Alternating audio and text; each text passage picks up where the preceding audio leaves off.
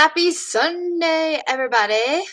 Widespread cloudiness across the area this morning. We are not tracking any kind of significant opportunity for, heavy rain, flooding, things like that. But it is kind of a gloomy start across the entire region. You can see those current live pictures here from Lake Norman up toward Kannapolis, Dallas, and Monroe. I want to make it clear that it is, of course, not going to rain for the entirety of the day, but it is still going to remain relatively gloomy, like what we're seeing right now. So I don't really anticipate the sun coming out that much this afternoon.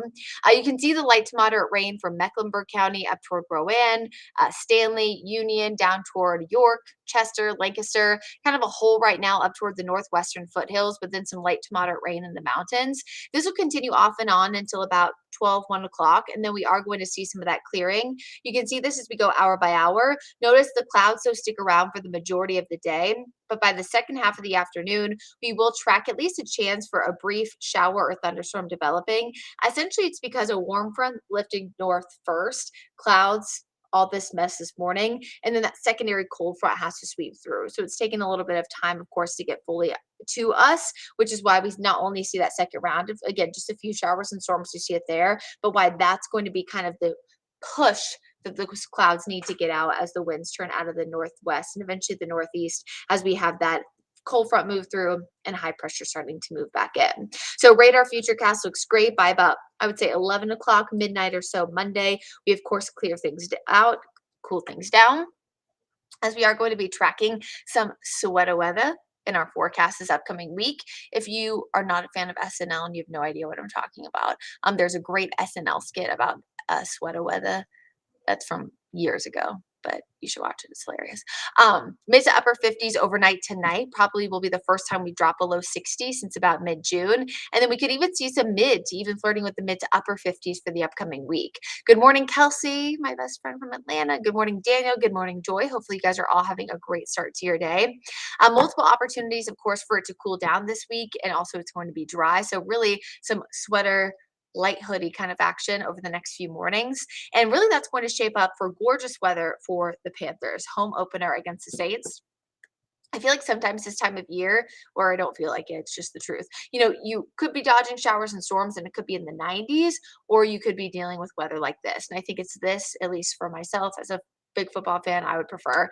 High temperatures if you are going to be maybe off Monday, tailgating, or maybe you get off early and you're going to be tailgating, right around 4 or 5 o'clock, mid to upper 70s, a few spots in the lower 80s, lots of sunshine. It's going to be comfortable outside. Remember, of course, it'll feel hotter if you're in the direct sun, but then temperatures drop off very quickly after the sun sets. So we are going to see some of those cooler opportunities if you are heading to the Panthers game.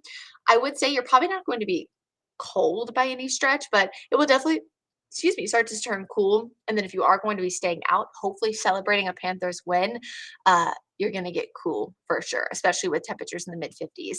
During the winter, we're like begging for the mid 50s, but I think this time of year is more of a shock to the system. Tropical storm Nigel actually formed yesterday from Tropical Depression 15. It's expected to head out to sea. I've seen some questions on social media with people asking about, what's the difference between Nigel and Lee? It looks like it was taking a similar path. Why is it turning quicker? How do you guys know? Things like that. Well, if you can picture this, the Bermuda high pressure system that was keeping Lee a little bit closer to the United States is much weaker. It's more so in the central Atlantic. So that turn is happening quicker because the high pressure offshore is weaker. So it's allowing for a quicker turn. And then the trough is going to be stronger over on the west coast. So essentially, we had a stronger high and a weaker trough at the time that kind of pushed Lee closer to the US, but of course it didn't make landfall here, whereas it's the opposite here. So the storm is expected to turn quicker. Of course, if anything changes, we will certainly let you know. Nigel is expected to become our next hurricane, as the intensity forecast does have us reaching, or does have the storm rather, reaching wind speeds of about 115 miles per hour, which kind of puts it right on the cusp there of a Category 3 major hurricane. Again, it's likely going to be a fish storm, stay out to sea. In fact, it will likely make that turn well east of Bermuda, so it's not going to get anywhere close comparatively to Lee at this point. 50-mile-per-hour winds right now as a tropical storm. The next thing that we're going to be watching in the tropics is an area of low pressure expected to move off the African coast this week. Right now, it has a medium chance of becoming something, so a depression or a named storm within the next 7 days. But honestly, after Lee and kind of talking about it for so long and the uncertainty of where it was going to go and whether it was going to impact with a direct landfall, the United States, I think the fact that Margot and Nigel are both staying out to sea will be a very welcome change. This one will just be something we'll be monitoring. It hasn't even formed yet, so it's weeks too early to know where this one could go or if it even develops, of course, at all. Right now, only a 40% chance. So that's your 7 day, or that's the local forecast as we check out the 7 day the next few days. Again, right now we're kind of in that 70% chance that you see there on Sunday now. This will drop to about a 30% chance of just a few showers and storms this afternoon. Of course, things clear out overnight. It'll be a nice start to the day Monday. Likely the coolest morning, though, is going to be Tuesday morning. And really, it's going to be picture perfect weather for the upcoming week, it looks like. Highs in the low to mid 80s, lows mid to upper 50s.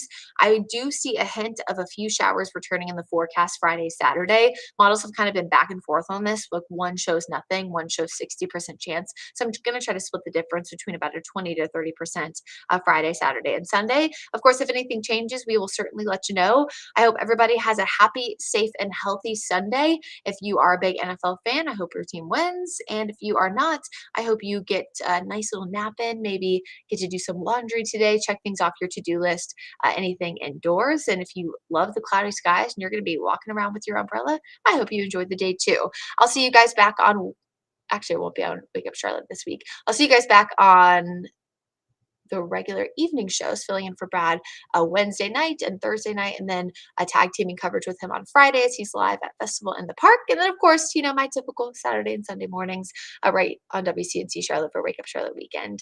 Have a great week, everybody. Stay safe, happy, and healthy. And feel free to leave anything question wise in the comments on the weather. Have a great day.